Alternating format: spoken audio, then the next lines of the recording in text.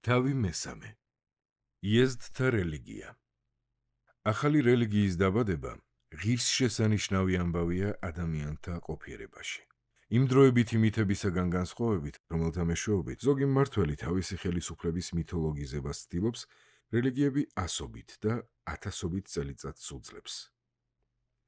დიდ დამპყრობთა და მეფეთა სახელები დავიწყებას ეძლევა, მაგრამ წმინდანებს, რომლებმაც სიცოცხლე დათმეს ახალი რელიგიისათვის, მუდამ განადიდებენ.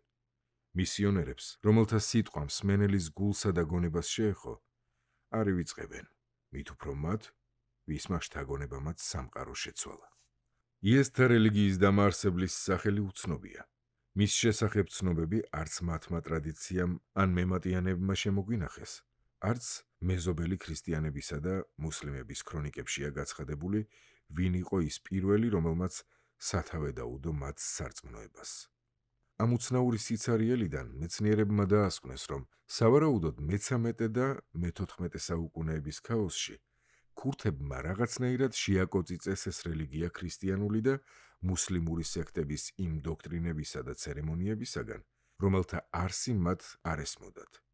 კიდევ ერთი ჰიპოთეზა, რომელსაც თვით ქურთთა უმეტესობა ემხრობა, ასეთია. მათი რელიგია და მისი დაარსების ისტორიის დეტალები სიძველის ნისლში დაინდგა. ხოლო რწმენამ ჩვენამდე იმის წყალობით მოატანა, რომ მის მიმდევრებს ნებას რთავდნენ ნომინალურად მოქცეულიყვნენ უფრო ახალ რელიგიებზე, როგორებიცაა ქრისტიანობა და ისლამი. თავად კი ძველ რწმენა წარმოდგენებს ინარჩუნებდნენ. რელიგიის ძალა სულთა გადასახლების იდეასაც ეფუძნებოდა, რაც იეზდთა რწმენის ქვაკუთხედია. დროდადრო ზოგიერთი წმინდა ადამიანი, ცნობიერად თუ გაუცნობიერებლად, რომელიმე მართლმორწმუნე იეზიდის სულით აღივსებოდა, მისი კი თავის მხრივ სხვა ასეთივე მართალის სხეულში გადაინაცვლებდა. ამ ღვთაებრივი რეინკარნაციის უკანასკნელი გამოვლინება შეიხი ადი იბნ მუსაფირია.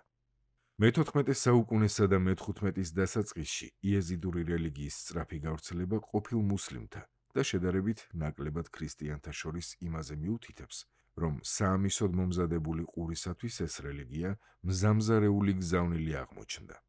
თუმცა იეზიდთა მისიონერული სამუშაოს შესახებ ცნობები არ შემორჩენილა. არც ის ვიცით, ვინ და როგორ თაოსნობდა ამ საქმეს, როგორ გადადიოდა თაობიდან თაობაში ახალშეძენილი რწმენა წარმოდგენები და როგორ უკუაგდებდნენ კვლავაც ფასეულ შეხედულებებს.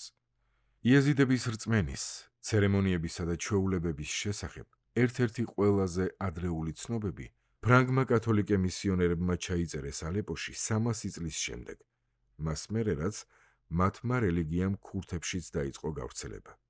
1769, 1781 და 1810 წლებში ერაყში მყოფი იტალიელი მისიონერები მოკლედ აღწერენ მათ. ამ ცნობებში, ისევე როგორც მოგზაურთა ჩანაწერებსა და შენიშვნებში, განსაკუთრებით აღნიშნავენ იმ ფაქტს, რომ იეზიდებს ძალზე არ უყვარდათ რელიგიის საკითხებზე საუბარი.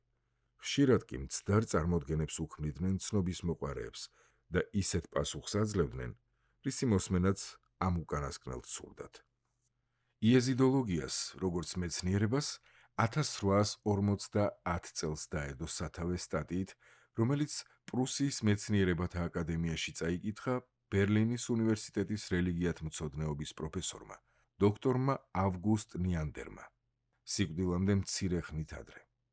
რამდენიმე ათწლეულის შემდეგ აღმოსავლეთ მცოდნეთა ინტერესი ხელახლა გაღვივდა, როდესაც ფრანგული სოსიეტე აზიატიკის ჟურნალმა იეზიდური წყაროების საფუძველზე ამ რელიგიის მოკლე აღწერა გამოაქვეყნა. გასული 100 წლის განმავლობაში ევროპულ, ამერიკულ თუ აღმოსავლურ პუბლიკაციებში უკვე ურიცხვი კომენტარი იწერება. ორმა იეზიდმა თავადმა კი დიდი წვლილი დასდო მათი რწმენის შესწავლასა და შესაბამისი ლიტერატურის მომრავლებას. მომდევნო გვერდებზე მეცნიერთა თაობების მუშაობის სინთეზირების მცდელობას ვერ ნახავთ. ეს წიგნი უფრო ისე დაიწერა, როგორც ზოგადი ცოდნის წყარო იეზიდური რელიგიის შესახებ, იმ ჩარჩოებში, რომელთა ფარგლებშიც ვითარდებოდა და იქმნებოდა იეზიდთა თემის ისტორია. იეზიდებს სწამთ ერთი ღმერთი, რომელსაც მიმართავენ ქურთული სიტყვით ხოდე. და თაყვანსცემენ როგორც სამყაროს პირველ მიზეზსა და უმთავრეს მამოძრავებელ ძალას. დედამიწაზე მცენარეთა და ცხოველთა შექმნა და დამკვიდრება 7 ანგელოზს დაევალა, რომელთაგან ყველაზე დიდი აზაზიელი იყო. ადამიანი კი თავად ღმერთმა შექმნა. ამაყი აზაზიელის ამბავი, რომელმაც უარი თქვა ადამის წინაშე ქედის მოხრაზე, რასაც ღვთისპირისაგან მისი განდევნა მოჰყვა, ძველი ტრადიციის ნაწილია, რომელიც ერთნაირად ცნობილია იუდეველების, ქრისტიანებისა და მუსლიმებისათვის. სამაგიეროდ, იეზიდურ რელიგიაში არ არის სიუჟეტი, რომელშიც დაცემული ანგელოზი ბოროტ სულთანაა გაიგივებული. იეზიდებს ჯერათ, რომ ღმერთმა აპატია მას და უმორჩილებლობა და ვინც ხელახლა აღიარებს მასში უზენაეს არსებას, ანგელოზის განსაკუთრებული წყალობა და მფარველობა არ მოაკლდება. სახელი აზაზიელი დღეს ნაკლებად გამოიყენება. სატანა, უარყოფითი მნიშვნელობის ეს სიტყვა, რომელსაც ხშირად ხმარობენ სხვა რელიგიების წარმომადგენლები, იეზიდებს შორის აკრძალულია. სხვათა თანდასწრებით თუ წარმოითქვა, შეურაცხყოფად აღიქმება, რის გამოც მის წარმომთქმელს შესაძლოა მაშინვე და მძიმედ ზღვევა მოუწიოს. უნდა ითქვას, რომ იეზიდები ტრადიციულად თავს არიდებენ იმ ქურთული თუ არაბული სიტყვების ხმარებას, რომლებშიც ორი ასო შ და ტ ერთმანეთს ემეზობლება, რადგან მათი გვერდ დგომა სიტყვა შაიტანთან იწვევს ასოციაციას. იეზიდები ხმარობენ სახელწოდებას მელექტაუს, ფარშავანგი ანგელოზი, ხოლო ფარშავანგის სხვადასხვაგვარ გამოსახულებას თავიანთი რწმენის სიმბოლოდ.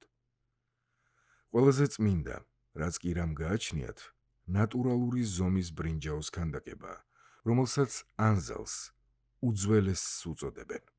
სხვაგვარად, მანსურის ფარშავანგს. იეზიდთა რელიგიაში დამკვიდრებულია ეთიკისა და ზნეობის უნივერსალური პრინციპები, წარმოდგენები სწორისა და არასწორის, სამართლიანობის, სიმართლის, ერთგულების, გულმოწყალებისა და სიყვარულის შესახებ. განკითხვის დღე, როცა იეზიდები კეთილსაზღაურს მიიღებენ იმის გამო, რომ მელექტაუსისა სწამდათ, მუდამ შორსაა. სულები გადასახლების წყალობით აგრძელებენ სიცოცხლეს, ხანდახან ცხოველის ფორმით.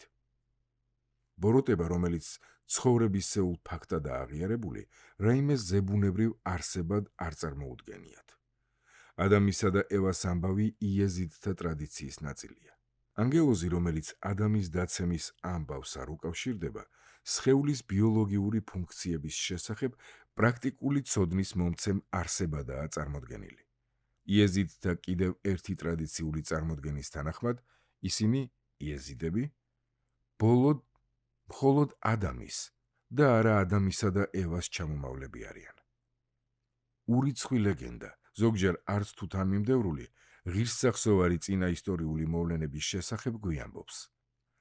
ერაყის ჩრდილოეთ ნაწილში მცხოვრებ სხვა ხალხებთან იეზიდებს აკავშირებთ საერთო მეხსიერება წარღვნისა და კიდობნის მშენებლობის შესახებ. კიდობანი აინ-სიფნის სიახლოვეს, ლალიშიდან სამხრეთით, 6 მილით დაშორებულ სოფლის მიდამოებში შენდებოდა. საერთო მეხსიერების ნაწილია სახიფათო მოგზაურობა წყლით დაფარულ ტიგროსის ველზე. ისიც, თუ როგორ გაუხრიტა კიდობანს ძირი სინელ ქილუქის მწვერვალმა, სინჯარის მთებში და შემდეგ როგორ ამოაუსო დახვეულმა გველმა თავისი ტანით. ბოლოს კი ხმელეთზე გადმოსვლის ბედნიერება, რაც ამავე წარმოდგენით ჯუდის მთის ფერდობზე მოხდა. დაუდგენელი წარმოშობის ისტორიული სახელები საკმაოდ ხშირია იეზიდთა ტრადიციისათვის. მათშია შემონახული როგორც მეხსიერება ისრაელის კერპთაყვანისმცემელი მეფე აჰაბი, ბაბილონელი ნაბუქოდონოსორი, რომელმაც ებრაელები დაიმონა, ახაშვეროში, სპარსეთის შაჰი, რომელიც ესთერს ეტრფოდა, შაჰფურ პირველი და მისი შვილიშვილი შაჰფურ მეორე, რომელმაც დაამარცხა და შემდეგ მოკლა 2 რომაელი იმპერატორი და ბიზანტიის იდუმალებით მოსილი მმართველი სახელად აგრიკალუსი, რომელიც შესაძლოა ჰერაკლეოსის დამახინჯებული ვერსიაც იყოს. ხალიფ იეზიდის პოზიცია ამ რელიგიაში გაურკვეველია და ეს ალბათ შემთხვევითი არ არის. მისი კულტი ყველაზე ძლიერი ალეპოს მიმდებარე ტერიტორიებზე და ჯებელ სინჯარშია.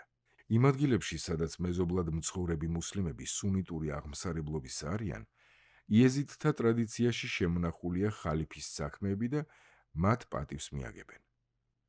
გრძელი ქებათაქება იეზიდთა შეიხის მიერ ლექსად ნათქვამი 1936 წელს ალეპოს მიდამოებში იმ სასწაულების შესახებ ყვება, რომლებიც ხალიფამ კონსტანტინოპოლის პირველი ალყის დროს მოახდინა. ტიგროსის აღმოსავლეთით, სადაც იეზიდები იმ შიიტების სიახლოვეს სახლობენ, რომლებიც წამებული იმამ ჰუსეინის მიმდევრები არიან, ხალიფის სახელი ნაკლებადაა ნახსენები ადგილობრივ ფოლკლორში. ამის მიუხედავად, იეზიდს თაყვანს სცემენ, როგორც ღვთაებრივი სულის ინკარნაციას. მისი დაბადების დღე კი მათი ყველაზე მნიშვნელოვანი დღესასწაულია. ამ დღეს იეზიდებისათვის თვით ღმერთისგანაა ნებადართული ღვინისა თუ სხვა სასმელის დალევა. იმის გამო, რომ ომაიად ხალიფასა და იეზიდურ რელიგიას შორის დიდი კავშირი არ შეინიშნება, ზოგმა მეცნიერმა მისი სახელწოდების უფრო რაციონალურ ახსნას დაუწყო ძებნა. ზოგმა მსგავსება იპოვა სპარსულ სიტყვა იაზ ადთან, რაც უზენაეს არსებას ნიშნავს. ამ სიტყვის წარმომავლობის დაკავშირება სხვა ისტორიულ პერსონებთან, რომლებსაც იეზიდი ერქვათ, შედეგიანი ვერ გამოდგა. ერთ-ერთი ყველაზე გაბედული თეორია თუ მოსაზრება მე-19 საუკუნის პირველ ნახევარში გამოითქვა. ეს თეორია იეზიდებს უკავშირებს შაჰ ხოსროს ხაზინადარ იაზდინს, ნესტორიანელ მორწმუნეთა თავადს, რადგან მისი სააგარაკო სახლი კირკუკის შემოგარენში ძალიან ახლოსაა მე-16-17 საუკუნეებში იეზიდთა განსახლების ადგილებთან. ბერძნულ მატიანეებში წერენ, თითქოს სწორად იქიზე იმაშობა ჰერაკლეოსმა 627 წელს. ყველაზე სარწმუნო ის ჩანს, რომ სახელ იეზიდს მუსლიმებიც ხმარობდნენ, განსაკუთრებით შიიტები, ოღონდ როგორც შეურაცხმყოფელ მეტსახელს ამ უცხორწმენის ხალხის აღსანიშნავად. დროთა განმავლობაში კი რელიგიის ოფიციალურ სახელწოდებად იქცა. იეზიდთა რელიგიის დიდი წინასწარმეტყველი, რომელიც რწმენისა და გამონაგონის სივრცეებს უკავშირებს ჩაწერილი ისტორიის 800 წელიწადს, შეიხი ადი იბნ მუსაფირია, რომლის საფლავი ლალიშში იეზიდების უწმინდესი სალოცავია. იეზიდური ტრადიცია აღწერს მის სასწაულებრივ დაბადებას ასაკოვანი წყვილის ოჯახში. შემდეგ ბედის საძიებლად სახლიდან გამგზავრებას 15 წლის ასაკში. 5 წლის შემდეგ, როცა მთვარიანი ღამით რომელიღაც ველზე ცხენს მიაჭენებდა, მას ჰქონდა ხილვა. ძველი საფლავის წინ მიწიდან უეცრად ამოიზარდა 2 აქლემი. 8 ფუტის სიმაღლის ფეხებით, კამეჩივით თავებით, გრძელი ბეწვით, ხარივით მრგვალი თვალებით, რომლებიც მწვანედ უელავდათ, შავი ტყავით. სხვაგვარად კი ადამიანებს ჰგავდნენ. აკლდამა კი იზრდებოდა და იზრდებოდა, სანამ ღრუბლებს არ მიაღწია. საბოლოოდ მინარეთის ფორმა მიიღო და შემდეგ ცახცახი დაიწყო. ადის შიშისაგან ღვინის დოქი ამოუპირქვავდა, რომელიც იქვე იდგა. ხილვა ახლა ლამაზი ბიჭის სახედ იქცა, რომელსაც ფარშავანგის კუდი ამკობდა და დაელაპარაკა. ნუ გეშინია, მინარეთი შეიძლება დაეცეს და სამყარო გაანადგუროს, მაგრამ ვინც შენ გაღიარებს, უვნებელი დარჩება და ნანგრევებშიც mbრძანებელი იქნება. მე ვარ მელექ დაუსი და ქვეყნიერებისათვის ჭეშმარიტი რელიგიის საქადაგებლად შენაგირჩიე. ამის შემდეგ მან ადის სული 7 წლით ზეცაში აიყვანა და ღმერთმა მას გაუმხილა სიმართლე ყოველივე არსებულის შესახებ, სანამ აკლდამაში განისვენებდა. როცა სხეული ზეციდან ჩამობრუნდა, რათა კვლავ სხეულში ჩამდგარიყო, ამოპირქვავებული სურიდან წყალი ჯერ არ გადმოღრილიყო. ტრადიცია აღწერს, როგორ დასახლდა სასწაულებრივი ძალაუფლების მქონე წინასწარმეტყველი ლალიშში. როგორ დაიწყო მან ქადაგება შფოთიანი ჰაქიარის ქურთებში. საბოლოოდ შეთანხმდნენ, რომ ისინი მისი მიმდევრები გახდებოდნენ. ამის შემდეგ გაიმართა დიდი შეკრება, სადაც შეიხ ადიმ დააწესა თაყვანისცემის რიტუალები, მორწმუნეთა კატეგორიები და ქცევის წესები, რომელთა დაცვითაც უნდა ეცხოვრა ყველას. შეიხ ადის მითითებებს შორის იყო გაფრთხილება დაწერილი სწავლების წიგნების მიმართ. ამ შეზღუდვამდე შექმნილმა გარემოებებმა იეზიდური საზოგადოების მცირედ განათლებულობა გამოიწვია. ეს ვითარება რამდენიმე ათეული წლის წინ შეიცვალა. სამაგიეროდ, იეზიდების უმდიდრესი ფოლკლორი, რომელიც თაობიდან თაობას ზეპირსიტყვიერი ტრადიციით გადაეცემოდა, მკვლევრებს ჯერ კიდევ შესასწავლი აქვთ. ძალზე ცოტაა შემორჩენილი იეზიდური ტექსტი, რომლებიც შეიხ ადის მიეწერება. ამათგან ყველაზე ცნობილი ამაღელვებელი საგალობელია, რომელიც პირველად 1853 წელს გამოქვეყნდა. მისი თარგმანი ამ წიგნშიცაა შეტანილი. მისი მიმდევრებისათვის წინასწარმეტყველის ყველაზე დიდი მემკვიდრეობაა ქითაბ ალ-ჯელვა, არაბულად გამოცხადების წიგნი, რომელიც გადმოცემით შეიხმა თავის მდივანს, ფახრ ად-დინს მიუძღვნა მის გარდაცვალებამდე მცირე ხნით ადრე. არაბულ ენაზე დაწერილი ეს ტექსტი, რომელიც 500-ზე ოდნავ ნაკლები სიტყვისაგან შედგება, ჯელვად იეზიდური რელიგიის ყველაზე წმინდა წიგნად არის აღიარებული. მისი ცალკეული ნაწილები 1891 წელს გამოქვეყნდა, ხოლო სრული ტექსტი 1895 წელს. მისი თარგმანი ამ წიგნში შეტანილია როგორც დანართი პირველი. შეიხი ადის საფლავი განთავსებულია ლალიშის სავანის შიდა ოთახში და დაფარულია სხვადასხვა ფერის აბრეშუმის ქსოვილით.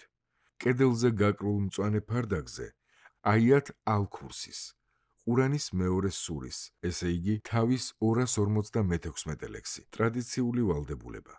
სიტყვებია ამოქარგული. შეიხ ადის პირველ თანამოაზრეებს თაყვანსცემენ მათი შთამომავლები და იეზიდური საზოგადოება. მათგან ყველაზე დიდი შეიხი შემს ად-დინი იყო, რომლის საფლავი მთავარი ტაძრის გვერდითაა გაჭრილი. იეზიდი შეიხების სამი მთავარი კლანიდან ერთ-ერთს მისი შთამომავლები შეადგენენ. მისი ძმის ფახრ ად-დინის საფლავი ცოტა მოშორებითაა. იეზიდთა მთავარი სასულიერო პირი, რომელიც ბაბა შეიხის სახელითაა ცნობილი, აუცილებლად ფახრ ად-დინის კლანიდან უნდა იყოს.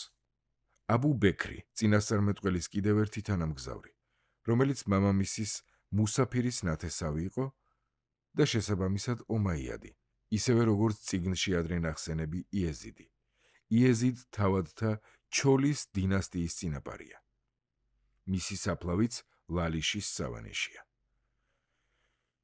შეიხ ადის ძმის შვილთაშვილი ჰასან იბნ ადი, რომელმაც ლალიშის თემს ახალი მიმართულებები დაუწესა და შემდეგ ათაბეგ ლულუს რისხვის მსხვერპლი შეიქმნა, შეიხ ადის სამარხის მიმდებარე ოთახშია დაკრძალული. ჩოლის დინასტიის დროიდან მოყოლებული, რომელმაც იეზიდებზე ძალაუფლება მე-17 საუკუნეში მოიპოვა და იგი შეიხ ჰასანის შთამომავლებისაგან გადაიბარა.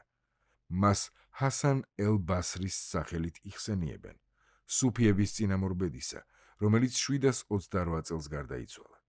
შეიხი ჰასანი არის იეზიდური რელიგიის სხვა საკრალური წიგნის, მესჰაფ რეშის ავტორიც, ქურთულად შავ წიგნს ნიშნავს. ეს ტექსტი, რომელიც სხვადასხვა ვერსიით 1886 და 1909 წლებს შორისაა გამოქვეყნებული, სამყაროს შექმნის, ადამიანის წარმოშობისა და ადამისა და ევას ამბებს შეიცავს, ან უფრო იეზიდთა წარმოდგენებს ამათ შესახებ. სხვა დანარჩენის გარდა, მასში იეზიდური რელიგიის მთავარი აკრძალვებია ჩამოთვლილი. ტექსტის თარგმანი იხილეთ დანართი პირველი. შეიხების მესამე კლანი ტრადიციულად რწმენის ერთგულების, სიწმინდის შენარჩუნების, თავის წინაპარ შეიხ ჰასანთან კავშირის დაცვას ემსახურება. გვარის განშტოებას, რომელიც ბაჰზანში ცხოვრობს, ყავალების მომზადება ევალება. ისინი იეზიდთა სოფლებში დადიან, ქადაგებენ და მოწყალებას აგროვებენ. შეიხი, რომელიც ამ ადგილს წლების განმავლობაში იკავებდა, ერთადერთი იეზიდი იყო, რომელსაც კითხვისა და წერის უფლება ჰქონდა. მასვე ოფიციალურად ებარა ჯელვას ტექსტი. ფეშიმამი კი საქორწინო შეთანხმებებსა და ცერემონიებს მეთვალყურეობს და მასაც მუდამ ამ კლანიდან ირჩევენ. შერეფ ად-დინს შეიხ ჰასანის ბედკრულ ვაჟს, რომელიც მონღოლების წინააღმდეგ თურქების მხარეზე ბრძოლისას დაიღუპა, სიკვდილის შემდეგ სინჯარის მფარველი წმინდანის სახელი ერგო. ადგილობრივი იეზიდები მას იმ ადამიანად აღიარებენ, რომელმაც მათი რელიგია მთაში აიტანა და იქაურ მკვიდრთ გააცნო. აღმოსავლეთის ფერდობზე მცხოვრები ტომები მისი ბრძანებისამებრ გრძლად დაწნულ თმას ატარებენ. მთის უმაღლეს მწვერვალზე, ჩილმერანზე, შერეფ ad-დინის მცირე სალოცავი დგას. უფრო მოზრდილი სალოცავი კი დაბლა, სოფელში. სალოცავებს იქაურები შერეფ ad-დინის სახელზე შეგროვებული მოწყალების ნახევრით ინახავენ. მეორე ნახევარი კი საუკუნეების განმავლობაში ინახებოდა ამავე მთის ერთ-ერთ მღვიმეში.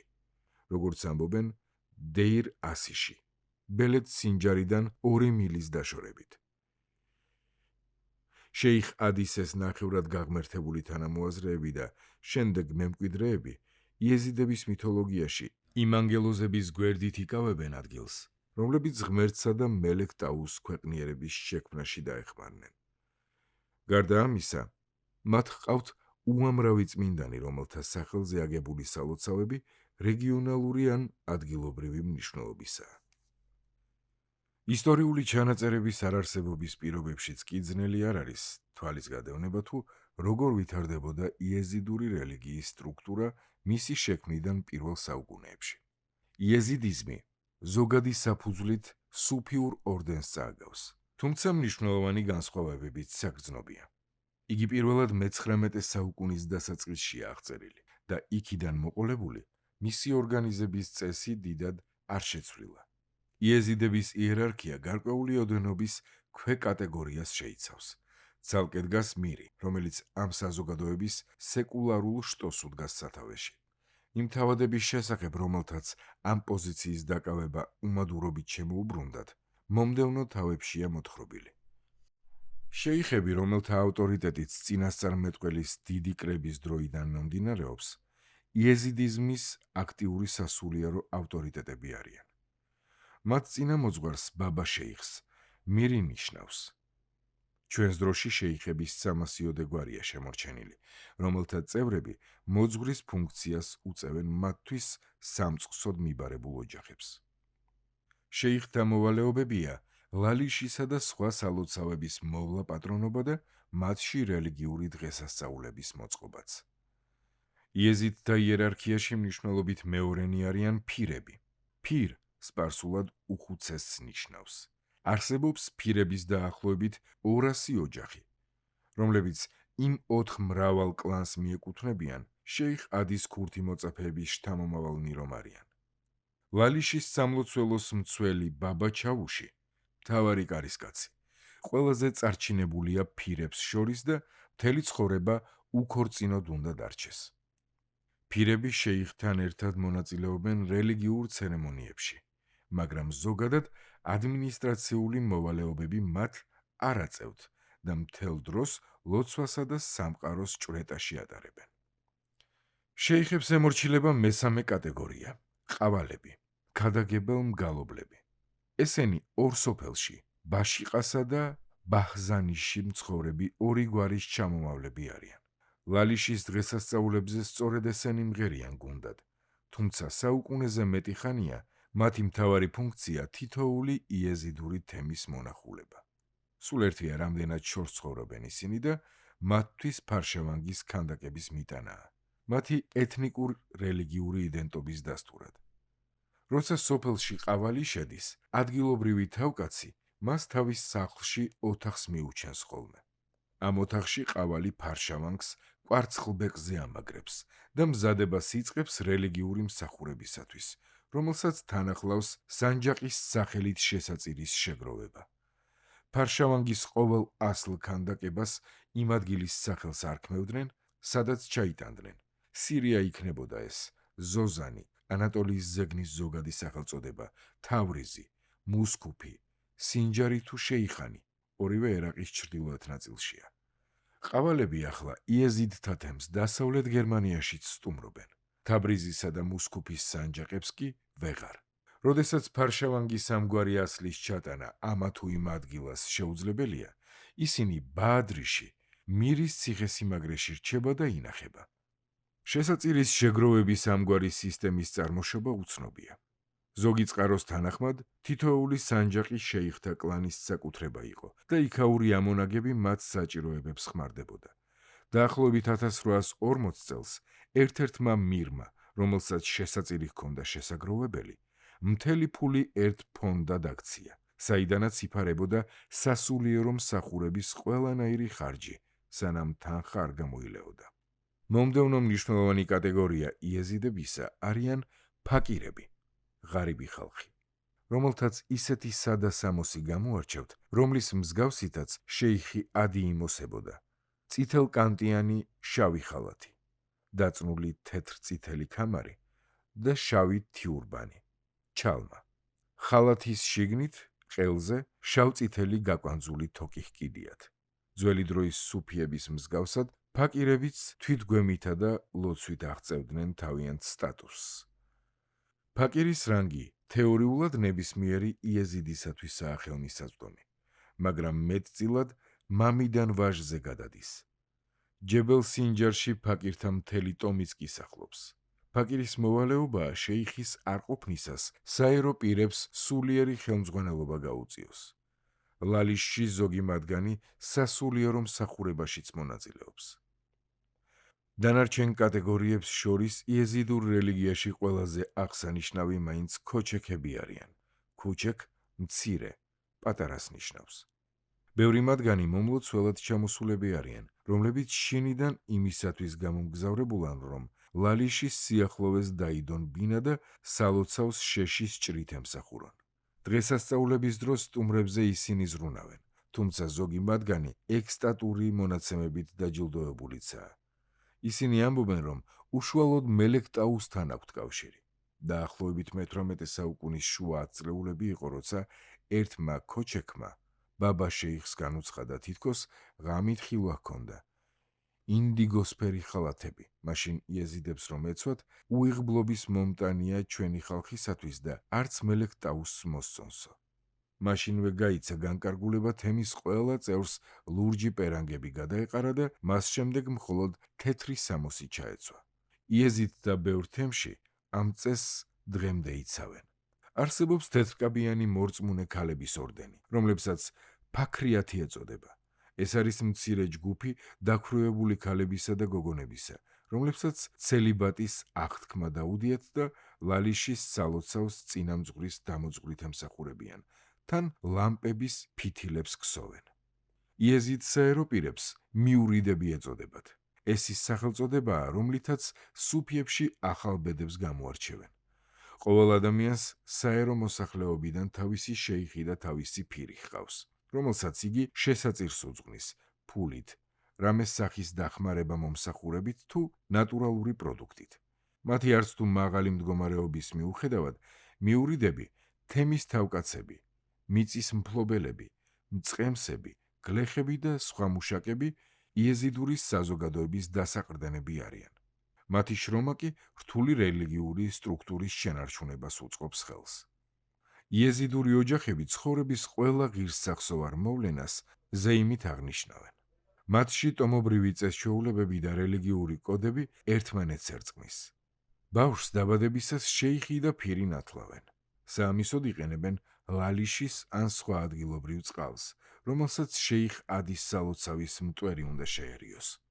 წინადაცვეთა იეზიდურ რელიგიაში მნიშვნელოვანი რიტუალია. ერაყის ჩრდილოეთ ნაწილში გავრცელებულია ქარიფის წესი, რომლის თანახმად იეზიდ ბიჭს წინადაცვეთა მუსლიმი მამაკაცის მუხლებზე მჯდარს უნდა გაუკეთდეს.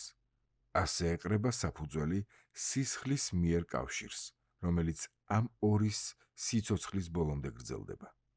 ურთიერთობის კიდევ ერთი გამორჩეული ფორმა, რომელიც მხოლოდ იეზიდების თემში არსებობს, სქესობრივი მომწიფების პერიოდში ყალიბდება. თითოეული მიურიდი ირჩევს სამომავლო ძმას, დას, შეიხების ერთ-ერთი ოჯახიდან და ეს აუცილებლად სხვა ოჯახი უნდა იყოს და არა შეიხთა ის ოჯახი, რომელთანაც ბავშვი დაბადებიდან ურთიერთობს. გარდა ამისა, ზოგი იეზიდი ირჩევს აგრეთვე მასწავლებელს, ზოგადად მის ოჯახთან დაკავშირებული ფირების ოჯახის წევრს. გარიგება ქორწინების შესახებ იდება საპატარძლოსა და სასიძოს მშობლებს შორის. ამ მოლაპარაკების მნიშვნელოვანი ელემენტია პატარძლის გამოსასყიდი, რომელსაც ვაჟის ოჯახი უხდის ქალისას. მაშინაც კი თუ მანამდე წყვილი ქორწინებაზე თანხმობის მისაღებად გაიბარა.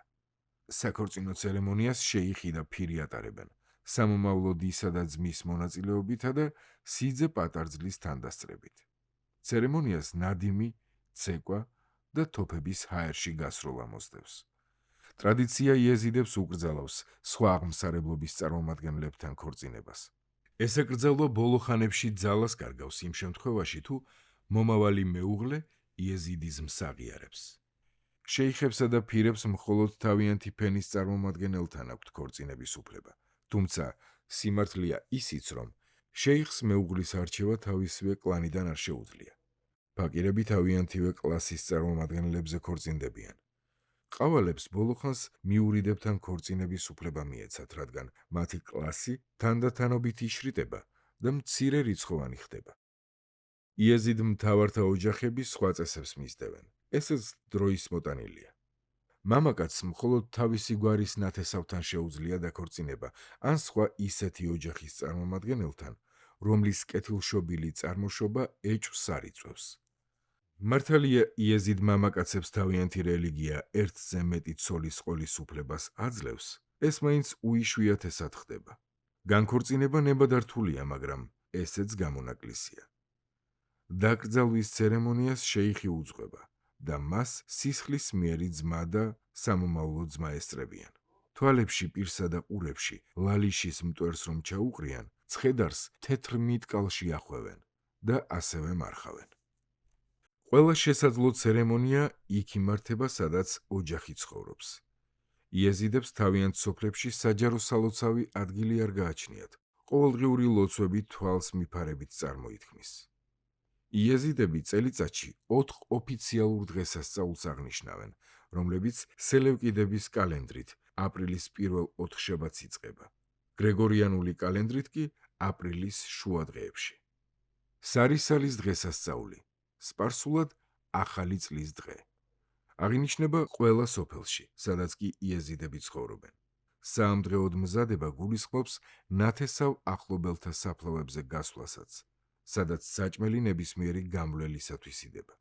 იეზიდების სახლების მოსართავად ალისფერი ბაიების, რანუნკულუს კრეფას იწყებენ და კვერცხებს ნაირფრად ღებავენ. შუაღამით კი მათი რწმენით ანგელოზები მოდიან.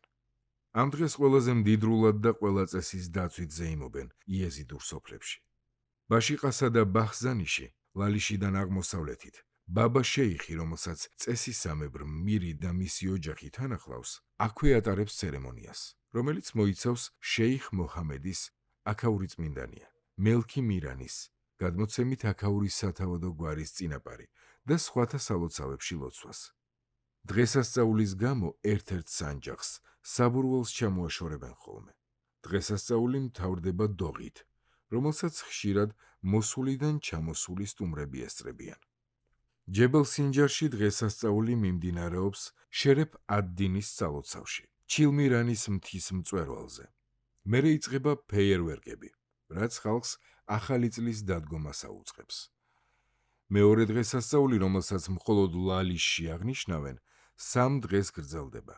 18 ივლისის დღის საათებიდან 21 ივლისის დილამდე, სელევკიდური კალენდრით, ანუ გრეგორიანული კალენდრით 31 ივლისიდან 3 აგვისტომდე.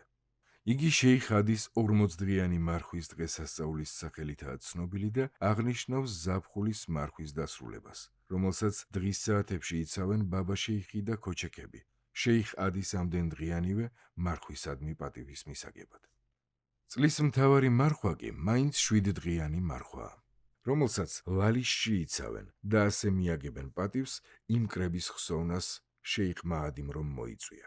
მარხვა 23 სექტემბრის დღის საათებიდან 30 სექტემბრის დილამდე გრძელდება სელევკიდური კალენდრით.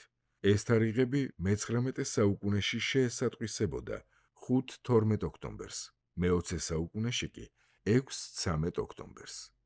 იეზიდთა რელიგია თავისთავად გულისხმობს ზეიმზე დასწრების ვალდებულებას და ამიტომ, როცა კი პოლიტიკური და ეკონომიკური ვითარება ამის საშუალებას იძლევა, ყოველი იეზიდური თემი დელეგაციას გზავნის მასში მონაწილეობის მისაღებად.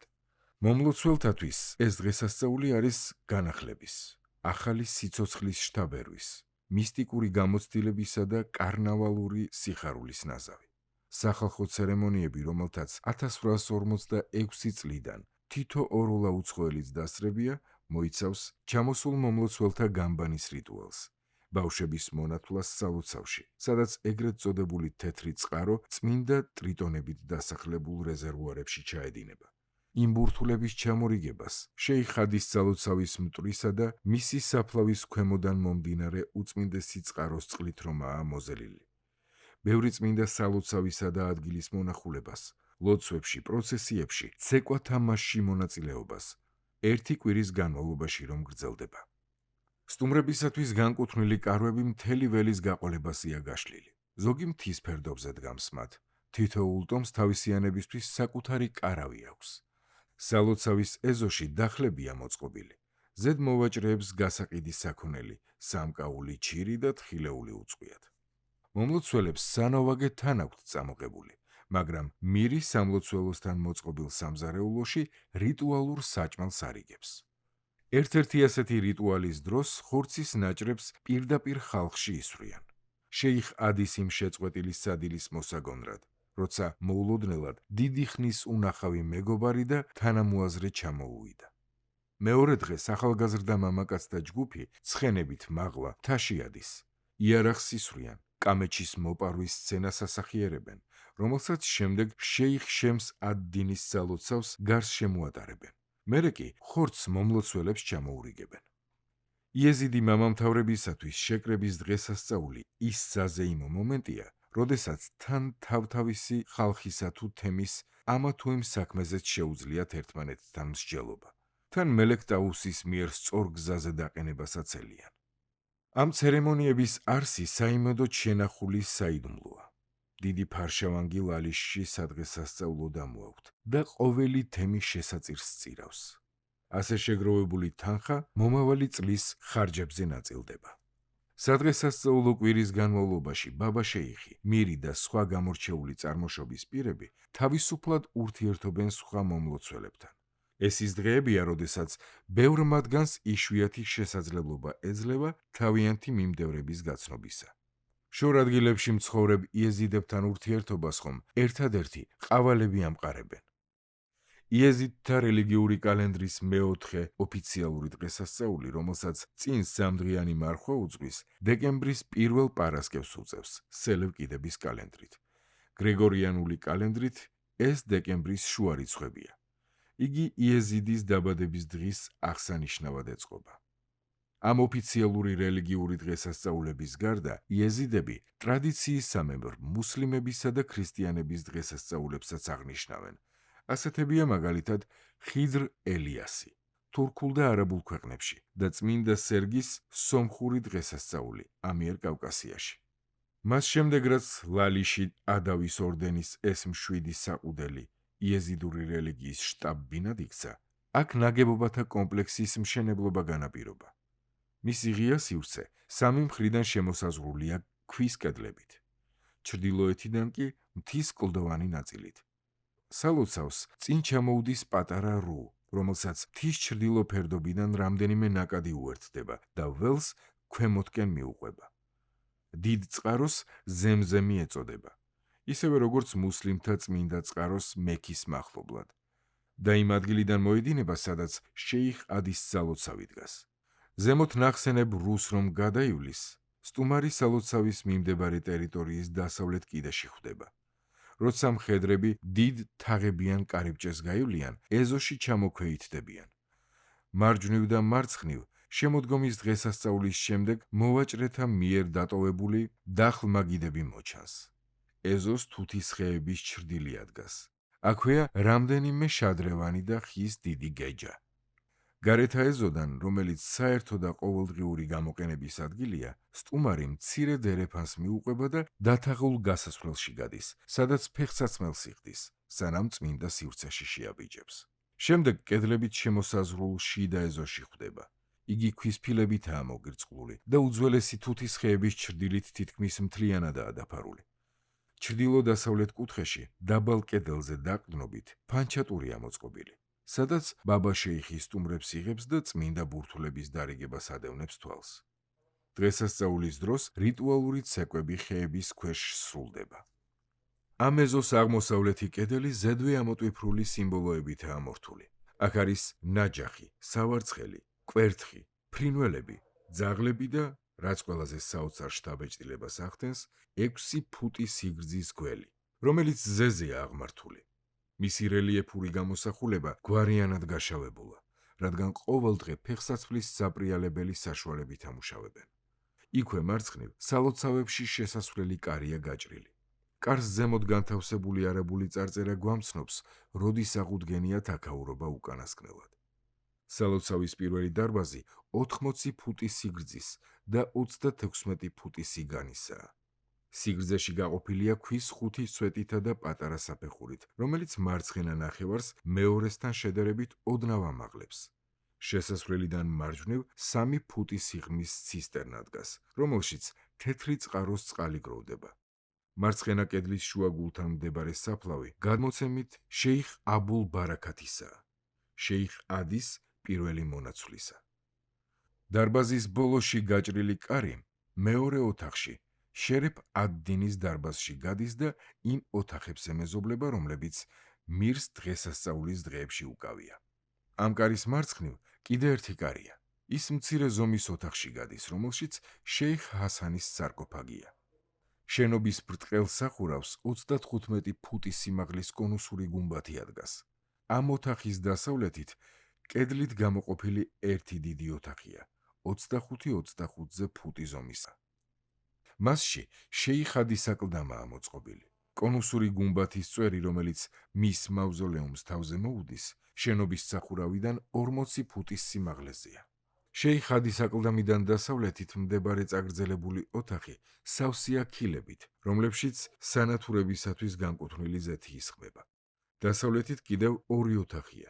პირველი ოთახის ბოლოში შეიხ აბუ ბექრის საფლავია, შეიხ ადის მეგობრისა, რომლისგანაც მომდინარეობენ იეზიდი თავადები. კონუსური ფორმის გუმბათი მისი საფლავის თავზეცაა აღმართული. დახვეულ კიბეს მნახველი შეიხ ჰასანის საფლავიდან სალოცავის სარდაფში ჩაჰყავს.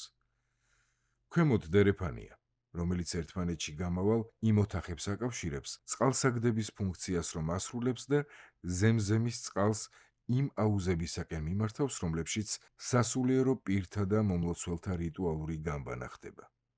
ამ წყლის მთავარი წყარო, ასე სჯერათ, კლდიდან დიდი დარბაზისკენ მიედინება, რომელშიც შეიხ ადის აკლდამაა განთავსებული და იეზიდებს ჯერ უცხოთაგან არავისთვის უჩვენებიათ. კიდევ ერთი ოთახი, რომელსაც სტუმრებს არ აჩვენებენ, გულმოწყალის საგანძურის სახელითაა ცნობილი. ეს ის ადგილია, სადაც კრების დღესასწაულის დროს ბინას იდებენ დიდი ფარშავანგი და სანჯაყები. მსგავსი ოთახია ბაადრიშიც, მირის ციხესიმაგრეში, სადაც დიდი ფარშავანგი 9 კლიტულს მიღმა ინახება. სანჯაყებსაც აქ აბრუნებენ სადღესასწაულო შემოტარების შემდეგ. ლალიშის ველზე უამრავი მცირე სალოცავია, თეთრი წყაროს თავზე მოსანათლი ნაგებობა. შეიხ შემს ად-დინის სალოცავს, უფრო კი მის დატალღულ კონუსურ გუმბათს მოოქრული ბურთი ადგას, რომელიც დილის მზის პირველ სხივს ირეკლავს. აქ არის ფირჰაჯალის სალოცავი და კიდევ ბევრი სხვა. ერთი ნაამბობის თანახმად კიდევ არის სალოცავები, რომლებიც შეიხ ადის მეგობრის, აბდელ ყადირ ალგილანისა და ჰუსეინ იბნ მანსურ ელ-ჰალაჯის სახელზე აგებული. ელ-ჰალაჯი სუფია მისტიკოსი იყო, რომელმაც პირველმა განაცხადა, რომ დაცემული ანგელოზი ნაპატიებია. ამიტომაც ჯვარს აწვეს, როგორც ერეტიკოსი. ეს ამბავი ქრისტეშობიდან 922 წელს მოხდა. ურყევი ტრადიციის თანახმად, რომელსაც მტკიცედ იზიარებენ ჩრდილოეთ ერაყის ქალდეველები, შეიხ ადის სალოცავი ოდესღაც ქრისტიანული ეკლესია ყოფილა და როგორც ზოგი გადმოცემა გვაუწყებს, დაუარსებიათ ნესტორიანელ ბერებს, იოანესა და ესუს ბარანს, რომლებიც აქ მე-7 საუკუნეში ცხოვრობდნენ. ორი ბერისათვის ამის მიკუთვნება არც თუ სანდო დოკუმენტებს ეყრდნობა. ნესტორიანული ეკლესიის ისტორიის ერთი ცნობილი მკვლევარი ფიქრობს, რომ მათი მონასტერი მდებარეობდა მაყლუბის მთაზე, რომელიც სოფლებს ბაშიყასა და ბახზანს ზემოდან გადაჰყურებს. ეს შესაძლოა ის ადგილი იყოს, სადაც შემდეგ იეზიდური სოფელი მუჰამედ რესანი გაშენდა. ლალიშის სალოცავის წარმოშობა საიდუმლოდ რჩება. ზოგი მკვლევარი ამტკიცებს, რომ მის არქიტექტურაში ნესტორიანული ხუროთმოძღვრებისათვის დამახასიათებელი ნიშან-თვისებები იკითხება. ზოგი კი ვარაუდობს, რომ შენობა მთიანი არეალების მეჩეთს წააგავს. თავად იეზიდებიც ეთანხმებიან აზრს, რომ ეს სალოცავი შეიძლებოდა ქრისტიანული ეკლესია ყოფილიყო. მე-20 საუკუნეში ამოკვეთილი წარწერა ტაძარში შესასვლელი თაღის თავზე მართლაც ადასტურებს ამ ნაგებობის სიძველეს. ყოვლის შემძლე და მოწყალე ღმერთის, ზეცისა და მიწის შემოქმედის სახელით ამ სახლის ქვეშ არის შეიხ ადი ალ-ჰაქიარის, იეზიდთა შეიხის ადგილი 695. ისლამური წელთაღრიცხვის ჰიჯრის 695 წელი 1295 წლის 10 ნოემბრიდან 1296 წლის 29 ოქტომბერს ემთხვევა. ეს ის წელიწადია, როდესაც მონღოლთა ილხანმა ღაზანმა ისლამი აღიარა და ნესტორიანული ეკლესიის დაუნდობელი დევნა დაიწყო.